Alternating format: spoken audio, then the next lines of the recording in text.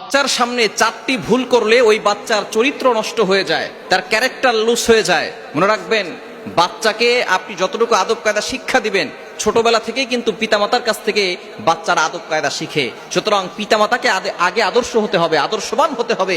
পিতামাতা phone use করে, পিতামাতা গুনাহের কাজ করে, পিতামাতা নামাজ পড়ে না, আর তারা মনে মনে দোয়া করে, আল্লাহ আমার বাচ্চারা যাতে করে নামাজি হয়, আমার বাচ্চারা যাতে করে ফোন ব্যবহার না করে। মনে রাখবেন, আপনি নিজে আদর্শবান না হয়ে কখনো সন্তানদেরকে আদর্শবান করতে পারবেন না। এজন্য অবশ্যই সন্তানকে আদর্শ বানাতে চাইলে পিতামাতাকেও আদর্শবান হতে হবে, পিতামাতাও সুন্দর ব্যবহার করবে। কেননা আপনারা হচ্ছেন সবচেয়ে বড় শিক্ষক শিক্ষিকা, আপনার থেকে আপনার সন্তান শিখবে।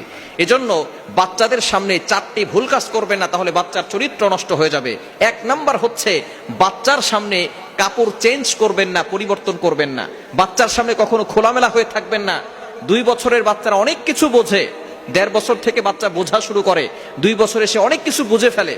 সুতরাং 2 বছরের পরে এই জন্য আল্লাহ পাক রব্বুল আলামিন কোরআনের কারিমের ভিতরে বিধান নাজিল করে দিয়েছে, বাচ্চা 2 মাস 2 বছর পর্যন্ত, অর্থাৎ 24 মাস, 12 মাস, 1 বছরে কত 12 মাস।